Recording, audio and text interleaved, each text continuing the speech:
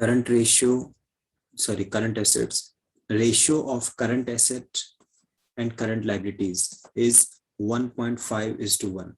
अब ये तो आप जानते ही हैं कि करंट एसेट और करंट लाइबिलिटी का आपस में जो रेशियो है तो वो क्या है, वो करंट रेशियो की बात कर रहा है ये।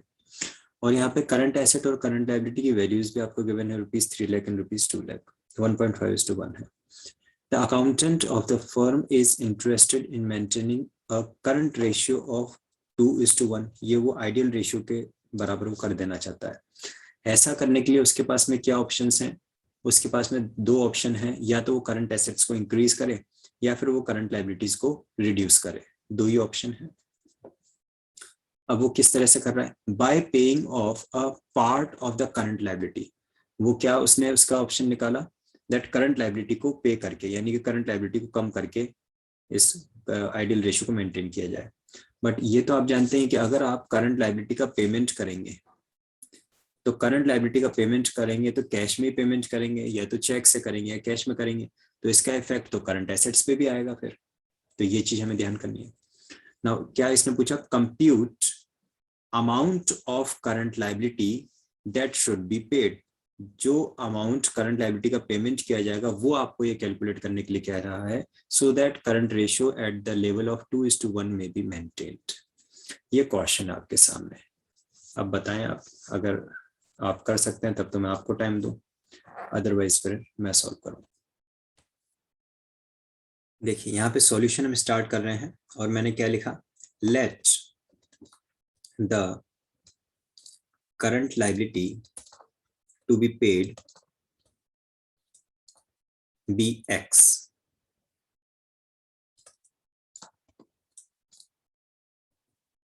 जो अमाउंट हमें उस करंट लाइबिलिटी का पेमेंट करना है उसे हमने एक्स सपोज कर लिया। तो ये करने के बाद में हमारा जो इक्वेशन बनेगी वो क्या बनेगी वो मैं आपको बताता हूं। देखिए पहले इनिशियल हमारी इक्वेशन क्या है, अगर मैं इनिशियल इक्वेशन की बात करूं तो हमारे पास में है current ratio equals to current assets upon current liabilities equals to, यहाँ पे इक्वल टू नहीं लगाएंगे, आगे ले लेते हैं, इसको आप ले सकते हैं 1.5 करंट रेशियो दे रखा है ना, अपॉन 1 इक्वल्स टू, और आपकी एक करंट लाइबिलिटीज और ये कितने दे रखे हैं 3 लाख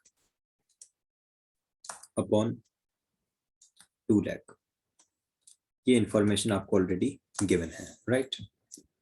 ये गिवन है हमें। अब ये बोल क्या रहे हैं कि हमें चेंज करना है, तो let the current liability to be paid B x. जब आप करंट लाइबिलिटी का पेमेंट करोगे कैश में तो आपके करंट एसेट पहले जो भी थे, तो पहले कितने थे करंट एसेट 3 लाख के थे, उसमें से एक्स अमाउंट कम हो जाएगा, कैश कम हो जाएगा क्योंकि आपने वो अमाउंट का पेमेंट कर दिया तो वो कम हो जाएगा। तो आपके पास में सिचुएशन क्या बनेगी, देखिए current ratio equals to current assets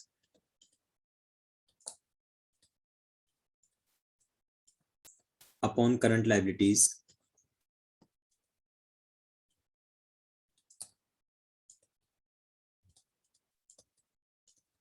right. ये तो एक इनिशियल फॉर्मूला है। अब न्यू रेशियो के साथ में जब हम चाहते हैं तो हमारे पास में क्या सिचुएशन बनती है, करंट एसेट्स जो है आपके 3 lakh minus x upon current liabilities आपके पास में है 2 लाख अगेन माइनस एक्स। तो जो अमाउंट आप करंट लाइबिलिटी का पेमेंट करोगे सेम अमाउंट कैश में से कम हो जाएगा, तो करंट एसेट में से भी सेम एक्स को ही लेस करना है और करंट लाइबिलिटी में से भी एक्स को लेस करना है, इक्वल्स टू 2/1 आ जाएगा, है ना? क्यों? क्योंकि इनिशियल तो ये था, इनिशियल क्या था 3 lakh upon 2 lakh equals to 1.5:1 आ रहा है।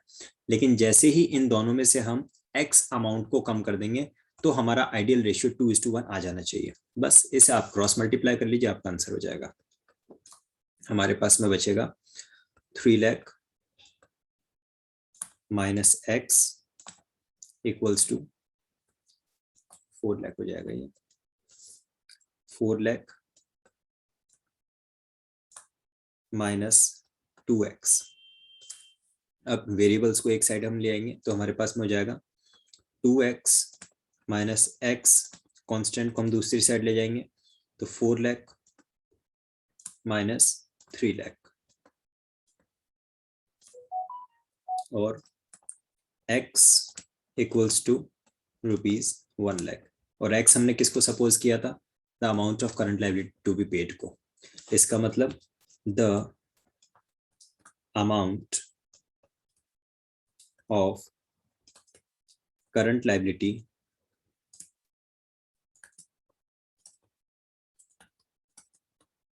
to be paid to get current ratio as 2:1 will be ₹1 lakh. ये आंसर हो गया आपका। अब एक बार दोबारा से देख लीजिए पूरे सॉल्यूशन को, किसी पार्ट में कोई कंफ्यूजन, कोई डाउट लग रहा है तो पूछ सकते हैं। ये क्वेश्चन है, X Limited has a current ratio of 4.5:1 and quick ratio of 3:1। ये इनके दोनों रेशियोज इन्होंने दे रखे हैं, करंट रेशियो भी दे दिया, क्विक रेशियो भी दे दिया। If its inventory is ₹36,000, you need to calculate the total current assets and the value of current liabilities। Current assets की वैल्यू और करंट लायबिलिटीज की वैल्यू आपको कैलकुलेट करनी है। दोनों रेशियोज और इन्वेंट्री का अमाउंट आपको दे रखा है। आप बताएं, अगर आपको आता है तो आप एक बार ट्राई करें पहले। यहाँ पे क्वेश्चन में आपको करंट रेशियो दे रखा है 4:1, 4.5:1। उसके हिसाब से आपने इक्वेशन 1 बना ली, current asset equal to 4.5 CL। Quick ratio दे रखा है 3:1, तो उससे आपने इक्वेशन नंबर 2 बना ली, quick asset equals to 3 CL। बस इन्वेंट्री का फॉर्मूला आपको पता ही है, that is current asset minus quick asset equals to inventory. वैसे तो एक और आइटम इसमें रहता है प्रीपेड एक्सपेंसेस। करंट एसेट में से इन्वेंट्रीज एंड प्रीपेड एक्सपेंसेस दो चीजें लेस करते हैं तब वो क्विक एसेट बनता है। बट यहाँ पे क्वेश्चन में सिर्फ इन्वेंट्री दे रखा तो हमने उसी को ले लिया और बस उसमें फिर वैल्यूज हमने फिल कर दिया। इन्वेंट्री के 36,000 लिखा, करंट एसेट की जगह 4.5 CL लिख दिया इक्वेशन नंबर 1 से, क्विक एसेट की जगह 3.3 CL लिख दिया इक्वेशन नंबर 2 से। सॉल्व किया तो करंट लायबिलिटी की वैल्यू आ गई और उसी वैल्यू को आपने जब इंसर्ट किया फर्स्ट इक्वेशन में तो आपके पास करंट एसेट की वैल्यू आ गई। उम्मीद है अच्छी तरह से क्लियर समझ में आई कि आपने खुद ही कैलकुलेट कर ही लिया क्योंकि इसको। चलिए, और कोई पर्टिकुलर क्वेश्चन? देखो, रिटर्न ऑन इन्वेस्टमेंट या फिर रिटर्न ऑन कैपिटल एम्प्लॉयड का जो फॉर्मूला होता है वो होता है profit before interest and tax upon capital employed multiply 100। ये फॉर्मूला होता है और इसमें बाकी चीजें कोई दिक्कत नहीं, बस इस कंपोनेंट्स को आपको समझना है। सबसे पहला profit before interest and tax को आप देखिए। सपोज अगर आपके पास में profit before interest and tax है तो उसमें से आप सबसे पहले क्या लेस करते हैं? आप लेस करते हैं उसमें से इंटरेस्ट। ये लेस करने के बाद में आपके पास जो बचता है उसका नाम होता है प्रॉफिट बिफोर टैक्स। फिर इसमें से आप लेस करते हैं टैक्स।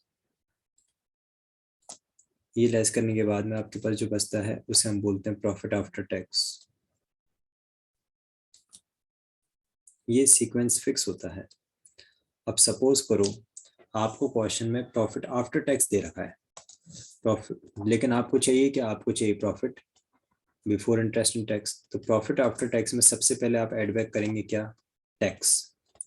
ये सीक्वेंस ऐड करते समय भी आपको फिक्स यही रिवर्स से सीक्वेंस आपको फॉलो करना है।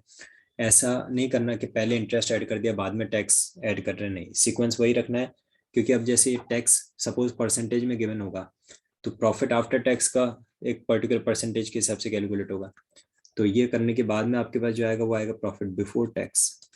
इसमें आप ऐड करेंगे इंटरेस्ट और ये इंटरेस्ट ऐड करने के बाद में जो आपके पास में फाइनली आएगा वो हो जाएगा profit before interest and tax. अब इसमें जो मेजर ध्यान रखने वाली आइटम है वो क्या है आपका, वो है कि अगर आपको प्रॉफिट आफ्टर टैक्स दे रखा है 60,000 सपोज करो, और रेट ऑफ टैक्स आपको दे रखा है, rate of tax, rate of tax बोल दो, रेट ऑफ इनकम टैक्स बोल दो, एट द रेट ऑफ 40%, तो आपका टैक्स का अमाउंट कितना होगा। बस ये चीज अगर आप सही इवेल्युएट कर लेते हैं तो फिर कोई गलती नहीं होगी। प्रॉफिट आफ्टर टैक्स आपको क्वेश्चन में गिवन है 60,000 और रेट ऑफ टैक्स आपको क्वेश्चन में गिवन है 40%। मोस्ट ऑफ द टाइम बच्चे गलती क्या करते हैं कि 60,000 का 40% दैट इज 24,000 लिख देते हैं, और ये हो जाती है गलती, क्योंकि ये अमाउंट पूरी तरह से गलत है। और वो 60 में आप 24,000 ऐड करोगे तो प्रॉफिट बिफोर टैक्स आपका 84,000 आ जाएगा, फिर उसमें जो भी इंटरेस्ट का अमाउंट है वो ऐड करोगे और ये सब गड़बड़ हो जाएगा। तो इसमें मेनली आपको ध्यान कहाँ पे रखना है वो मैं आपको बता देता हूँ किस तरह से कैलकुलेट करना है। और इंटरेस्ट का अमाउंट ले लो, सपोज इंटरेस्ट भी दे रखा है आपको ₹10,000 का। अब आपको ये इन्फॉर्मेशन दे रखी है, profit after tax 60,000, rate of tax 40%, interest ₹10,000 और profit before interest and tax आपको कैलकुलेट करना है। तो आपका क्या प्रोसीजर रहना चाहिए वो आप देखिए। पहले तो ये हटा देते हैं हम यहाँ से। यहाँ पे बस ये देखना है आपको कि टैक्स का अमाउंट कैसे कैलकुलेट करें। 40% किसका, 40% है प्रॉफिट बिफोर टैक्स का, जबकि आपको 60,000 क्या देखा है, 60,000 तो प्रॉफिट आफ्टर टैक्स है। तो हमें यहाँ पे करना क्या होगा, हमें देखिए यहाँ पे 60,000 which stands for the 60% amount and we want the 40% amount that is tax amount। अब आप कहेंगे 60 और 40 कहाँ से आएगा, तो आपको याद होगा मैंने आपको पढ़ाया है कि जब कभी भी कोई परसेंटेज आपको दे रखा हो, वो परसेंटेज जिसके ऊपर बेस्ड हो ना, आप उसको 100 मान लो। तो अब ये 40% किस पे बेस्ड है, टैक्स हमेशा उस पर बेस्ड होता है जो टैक्स लेस करने के पहले वाला अमाउंट होता है। So this is the 40% of profit before tax. तो प्रॉफिट बिफोर टैक्स को अगर मैंने मान लिया 100, मैंने क्या कहा जिसके ऊपर टैक्स बेस्ड है उसको आप 100 मान लो। प्रॉफिट बिफोर टैक्स को अगर आप 100 मानते हो तो आपका टैक्स कितना हो जाएगा, टैक्स हो जाएगा आपका 40। अगर टैक्स 40 है तो प्रॉफिट आफ्टर टैक्स कितना हो जाएगा, प्रॉफिट आफ्टर टैक्स हो जाएगा 60। एक्चुअल में प्रॉफिट आफ्टर टैक्स कितना है, 60,000। बस यही कहानी है। तो 60,000 divided by 60, profit after tax का जो एक्चुअल अमाउंट है उसको डिवाइड करेंगे उसी के परसेंटेज से, और मल्टीप्लाई किससे करेंगे, अगर टैक्स का अमाउंट चाहिए तो 40 से मल्टीप्लाई कर दो, इसलिए हमने यहाँ पे 40 से मल्टीप्लाई किया है। और अगर आपको प्रॉफिट बिफोर टैक्स का अमाउंट चाहिए डायरेक्टली तो आप 100 से मल्टीप्लाई कर लो, जो चाहिए जो अमाउंट है उसको डिवाइड तो करेंगे उसी के परसेंटेज से, मल्टीप्लाई उससे करेंगे जो हमें चाहिए। जब इसको आप सॉल्व करेंगे तो आपके पास में आएगा ₹40,000। इसको जब आप सॉल्व करोगे तो आपके पास आएगा ₹40,000। वो 40,000 जब यहाँ पे आप ऐड करते हैं तो अब यहाँ पे आपके पास में प्रॉफिट बिफोर टैक्स का अमाउंट आएगा ₹1,00,000, और 1,00,000 का 40% निकाल के देख लो, 1,00,000 का 40% 40,000 ही होता है। तो ये थोड़ा सा ध्यान रखने वाली बात है। फिर आप इसमें इंटरेस्ट ऐड कर दो 10,000 का, और profit before interest and tax आपका हो जाएगा ₹1,10,000। सिर्फ एक ये जो पॉइंट मैंने आपको बताया टैक्स का अमाउंट कैलकुलेट करने वाला, यहाँ पे कैलकुलेशन की मिस्टेक नहीं होनी चाहिए। और सीक्वेंस क्यों फॉलो करना है, क्योंकि अगर 60,000 में मैंने पहले इंटरेस्ट का अमाउंट ऐड कर दिया, पहले इंटरेस्ट का अमाउंट ऐड करने का मतलब है पहले 10,000 ऐड कर दिया, तो ये हो जाएगा 70,000। फिर 70,000 को डिवाइडेड बाय 60 मल्टीप्लाई बाय 40 करो, वैसे गलत हो जाना आंसर। तो इसलिए पहले टैक्स का अमाउंट ऐड होगा, फिर इंटरेस्ट का अमाउंट ऐड होगा। टैक्स किस तरह से कैलकुलेट किया जाता है वो मैंने आपको बताया। कोई कंफ्यूजन लग रहा है तो एक बार पूछ लो, उसके बाद फिर आगे बढ़ेंगे।